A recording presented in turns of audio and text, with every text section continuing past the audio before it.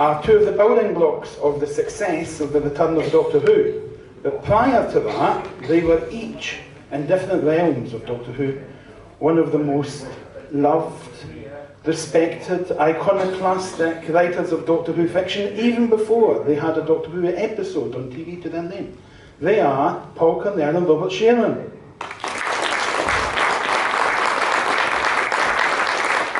Shall I go here? You can have one microphone. So I'm assuming this does something as well. I hate doing the first panel of the day because nothing's. Oh, this isn't working. Is this working? Right. Can you hear them anyway? Yes. Can I be heard because I haven't got a hand thing? You haven't got a hand? No. You can't see me. This is why I hate the first panel, because everybody has to do a little dance of, hello, I don't sit in this seat, by the way, so if you could all pretend that there's not a fat man squashed into a chair. I like going out first. It's sort of like being the person who goes out first to get the comedy audience going before the sitcom. And considering there was considerable personal tragedy on this stage immediately before we came on, I feel it's our job to be funny. Absolutely. And so far, I think that seems to be working. Ish. Yes. Yeah. First convention for 2 years, can you tell?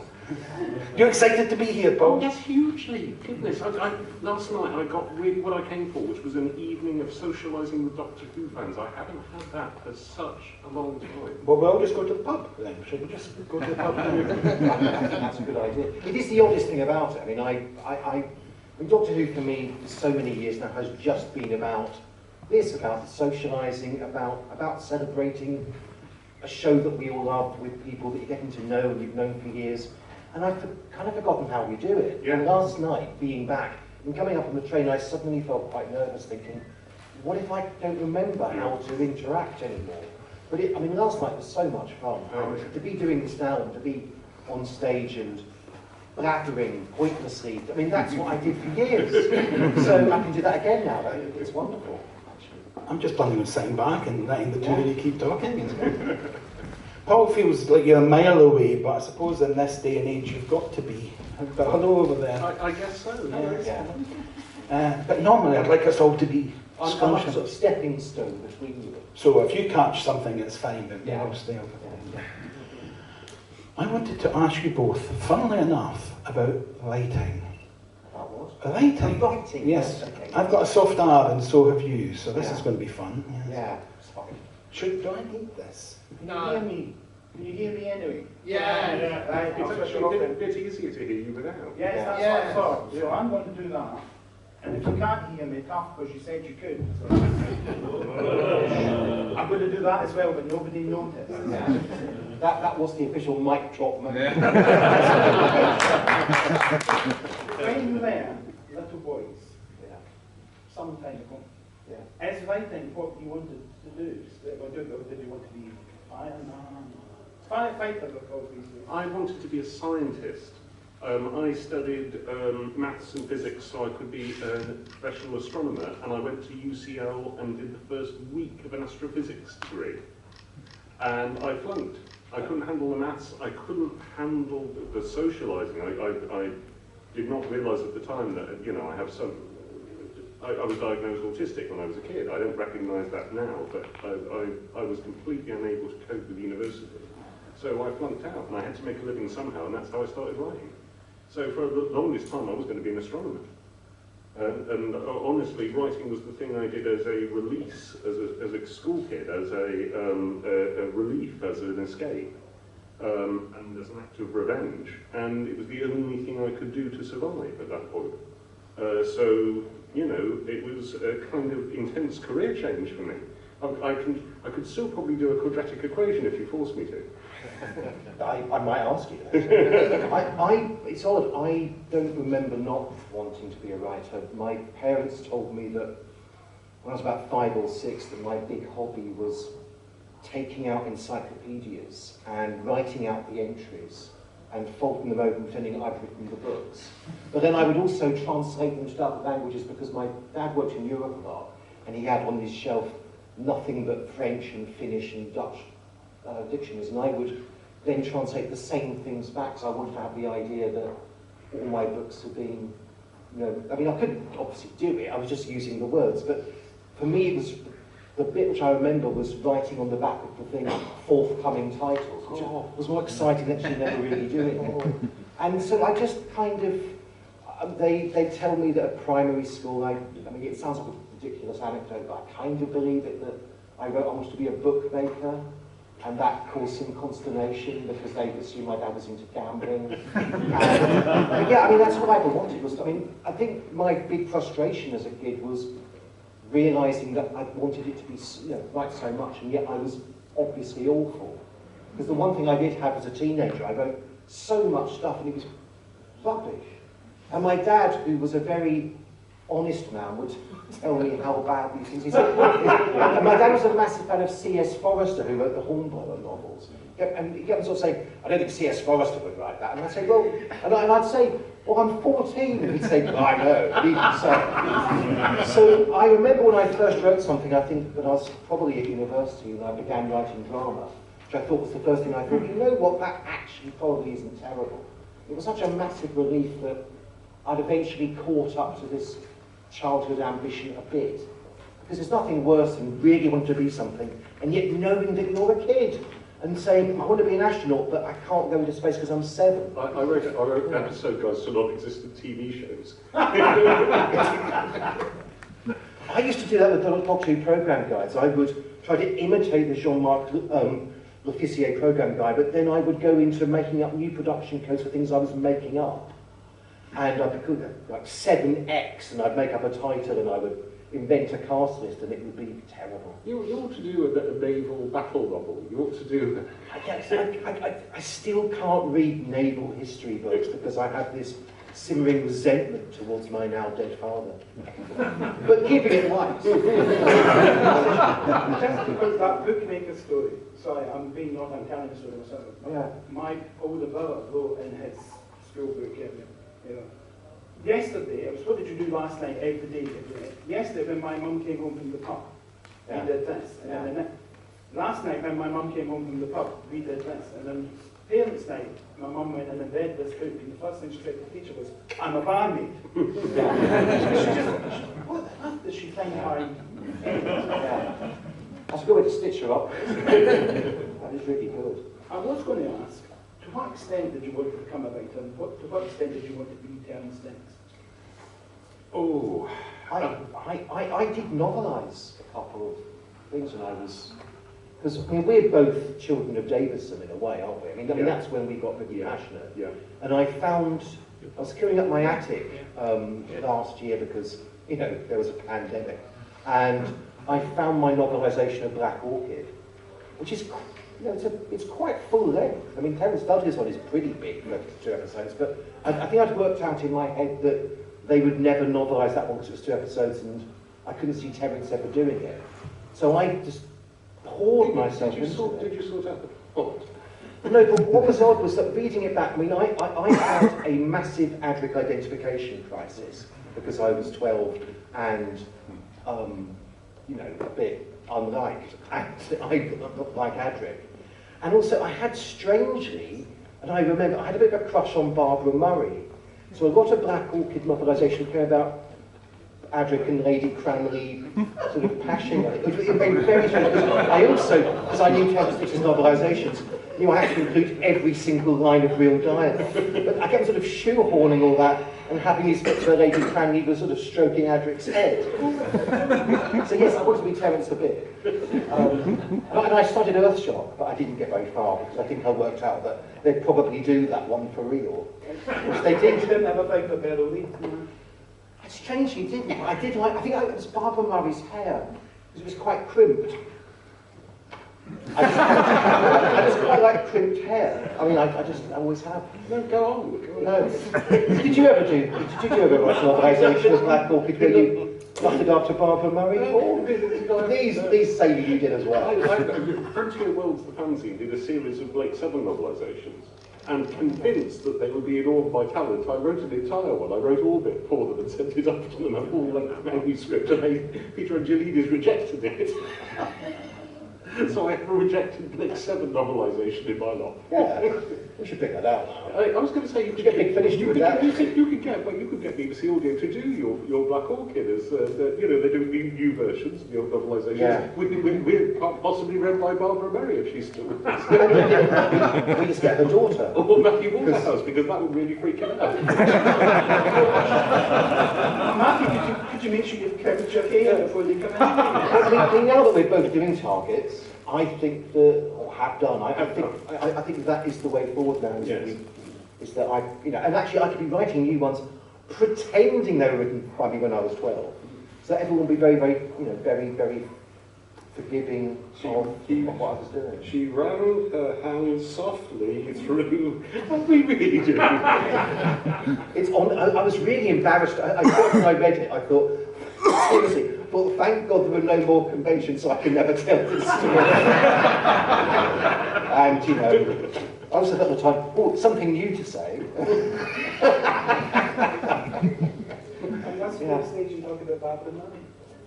Yeah, but I did love Terence. Yeah, I mean, I was, Oh yeah, that's what we were talking it was that genuine holiday thing that whenever we go on holiday, I would take a dozen novelisations to read.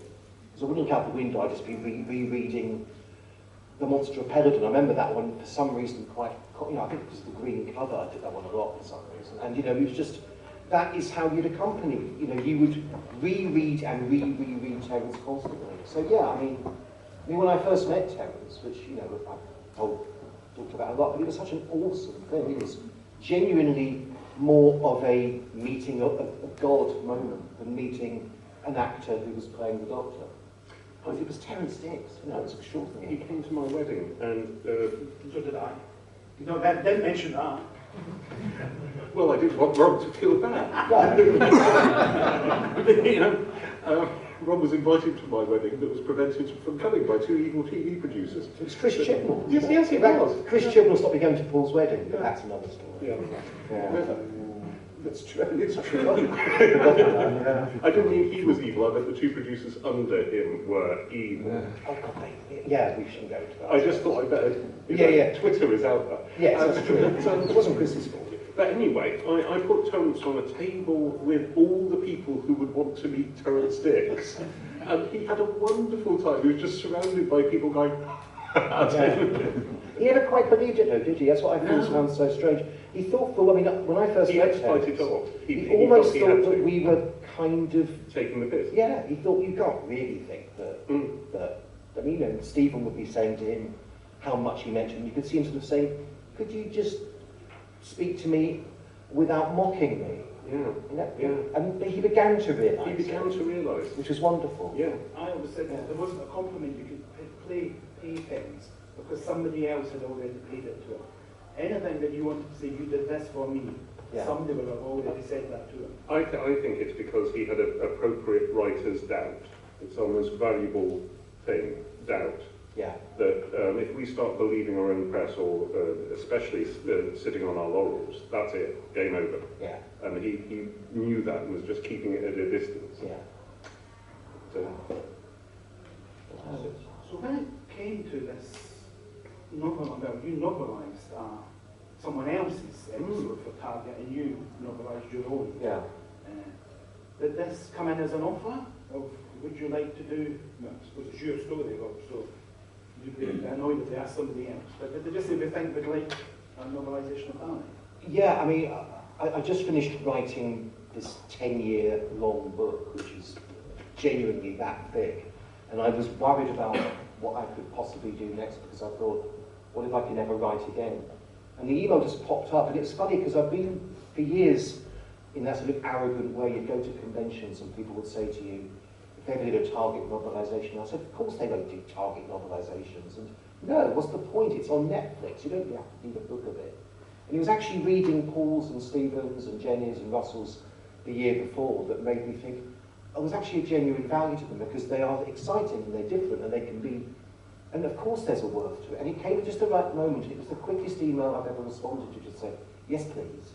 And there was also, I think, a fear that if I'd said no, so I hadn't done Doctor Who in so many years, I wasn't really sure I wanted to, but getting the email just made me think, obviously I do.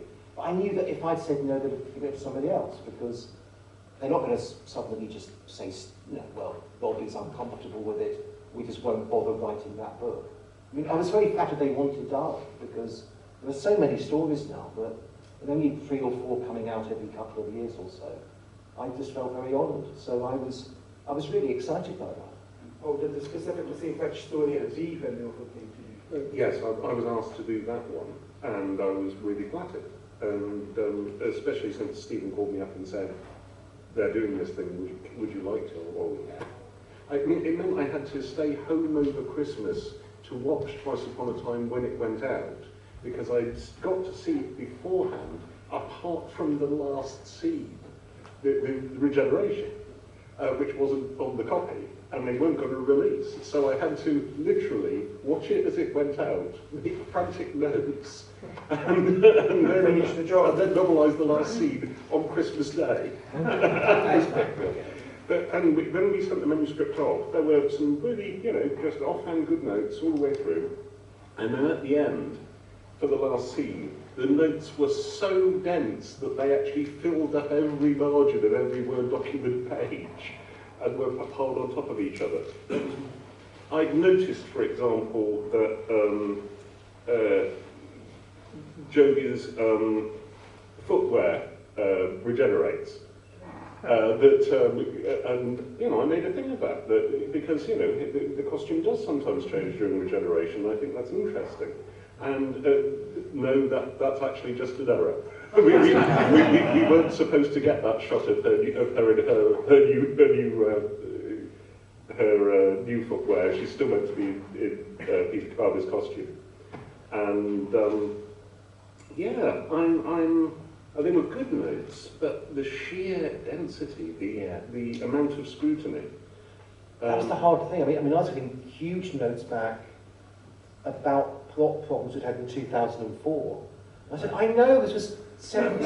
She's thinking, I'm saying there's no meeting with Russell. That doesn't make any sense at all. There's a bit, in Dalek, there's the whole thing that she's running upstairs for most of the book, which is quite hard to make interesting. And then suddenly they're running upstairs, but then they also appear on a level where they're now running into an area where you can have all the soldiers come up them to reach some more stairs. And they said, why does that just not go up? I said, I never knew. I never knew either.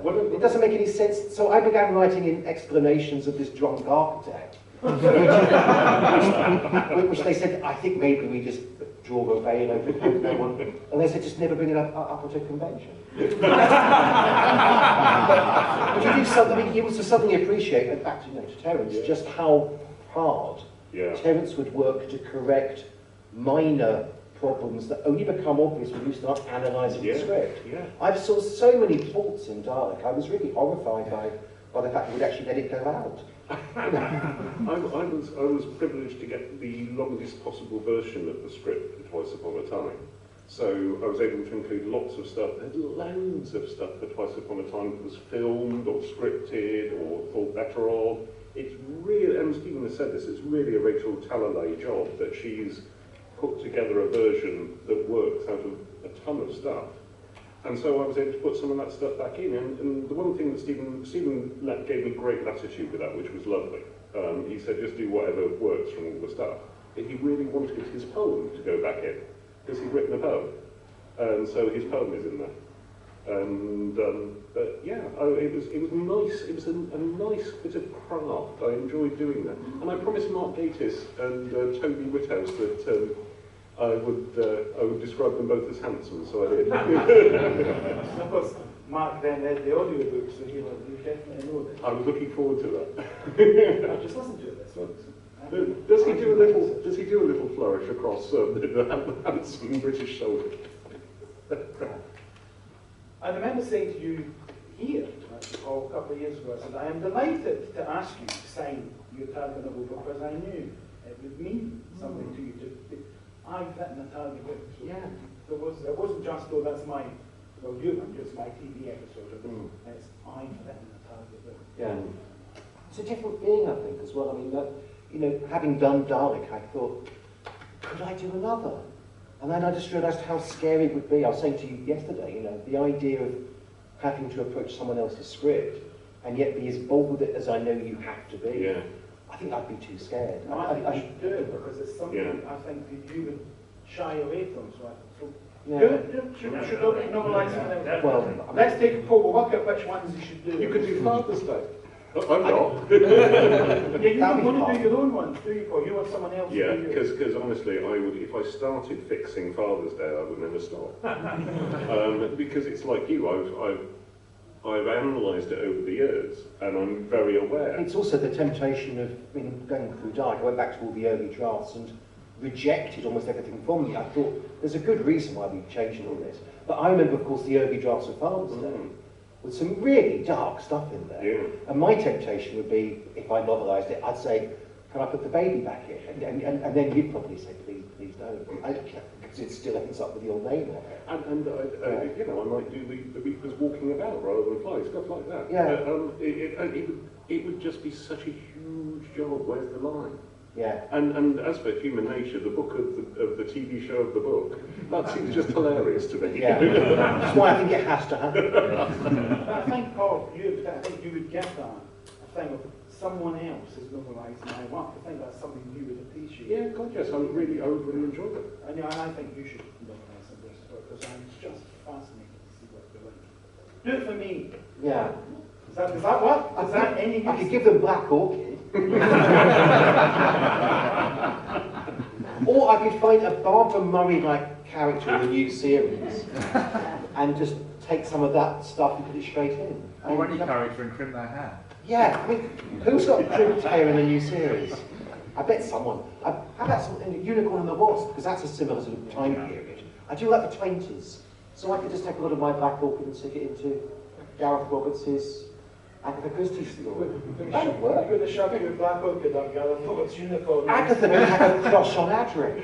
I've got Adric in it as well. What? Nothing can stop you. That would be really good. Oh, Adric, you're still alive. Back to the plot. I'm sure it's been done by Big Finish already, so why not, I say. Yeah. You mentioned a big book. Yeah. I bought this book. I know, I was so thrilled to see that you had. Yeah, it's a very odd thing.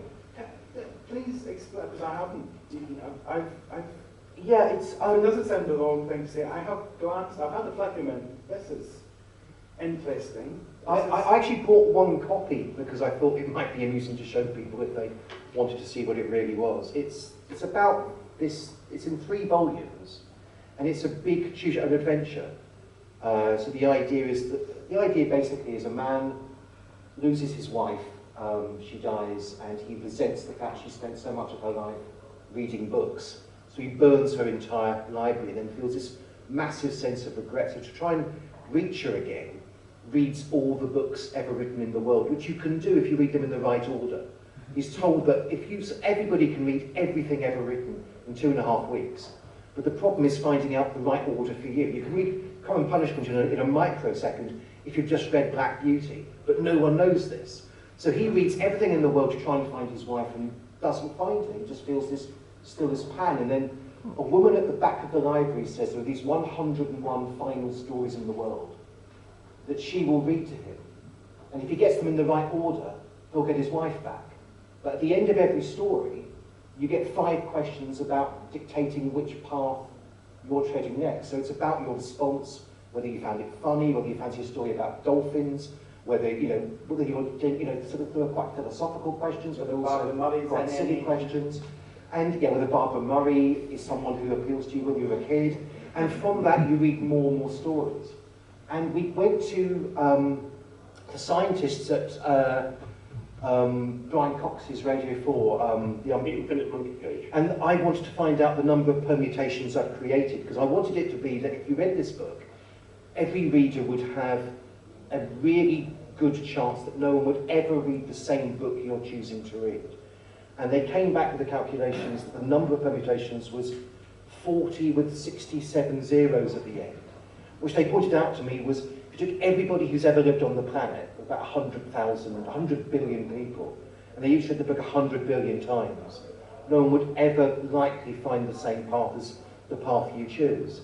So I thought that would be quite fun to write, and it took me about 10 years, really, and it's just this series of comedies and horror stories and fantasies, and they all sort of bounce off each other. And Nominated the British Fantasy Award and the World Fantasy Award. it is up for stuff at the moment, yeah. I mean, and I'm so thrilled by that. But when you see it, and it's fully illustrated, it's gorgeous woodcut illustrations, but it is genuinely, it's longer than War and Peace, and it's about, and you're not meant to read more than a fraction of it as you read it, because it's about discarding what more than reading as well. But yeah, it's that thick, and it's a huge book, and there's one volume of it up there. The other two here as well. Yeah, it's big, isn't it? It is big. It took me more than a week to write that. I think 600-700 pages per volume, I think, or thereabouts. Yeah, thank you for getting it. 600 pages. Yeah. But, So yeah, I'm really proud I wrote it. I mean, I still can't really believe I did, because it's so hard to have written. I have something in my brain though that when I start it, I have a worry that I'll work my way through it all and I'll accidentally miss. I have read them all. Oh, but you will miss. It was actually the odds against really doing them all in one order. It's so impossibly remote that you won't. But I have hidden a map of how to do it in the book somewhere. Because it's 1,800 pages, you'll find it hard to find, but it is there. This is the proper work. You have done the proper job. It was fun to do Dark afterward. It was really funny to have finished that and then say, let's do a 40,000 adaptation of my 15-year-old TV episode. But it was, yeah, thank you. I mean, I'm very proud of it. It's fun. We all hear stories in the dark. Yes. And if you fancy, I'm not selling them, so I'm not trying to force anyone to buy it, but I bought a copy just so I could show some friends. So I'll have it on the table as I'm autographing, and you can look at it and say, oh yeah, that's... as indeed most of my friends do, as I was writing it, say, yeah, glad that you're doing that. I would go out for meetings with publishers who are wanting to interest me in, writing for them over the years, and I would tell them what I was doing, and there was one editor at a really nice publishing house who just went white and just said, but why are you doing that? And I said, oh, it's not been done. There's a reason for that. And she's not worked for me since. I mean, she didn't commission me because she just thought I was stupid. Sounds like... And I lost 2 agents. I think I know her tone of voice from that sounds like Joe Fletcher. And Joe has said that many times. Actually, it wasn't Joe. I mean, Joe wasn't old. I mean, Joe was genuinely... When she gave me breakfast once and she was asking me, she said, I don't know, how many years are you into it? I said, it's about 8 years. She said, can't you just stop? I mean, you'll never finish. I said, it is nearly finished. I just keep on having to change bits because I've written so much of it I don't like anymore. So I have to keep on cutting stories out and replacing them. She said, it's just a pointless waste of time. And all of us are very concerned because we're watching you flush your toilet, your whole career down the toilet. So when it came out, I was very happy, but it's that strange thing where, yeah, it's on my shelf and I just keep on thinking, that was probably career suicide, that. But I'm very, very proud of it. I bought it from Kirkdale Books and sitting in an independent bookshop, and the guy said, that's a big old book. So I explained to him what it was. Yeah. He was, oh no, he wasn't. He was actually fascinated. No, we actually had a 5-minute conversation. Yeah. Because he was so engaged with the idea of... Yeah, it's just a big maze. You're just reading a big maze. It's fun. I think, I hope. It's interesting that you regard as career suicide the thing we should be doing. I know, I mean, and I sort of say it half jokingly. Yeah. I think it is difficult because I know that back when I began it in 2010, I was getting a lot of offers to do stuff.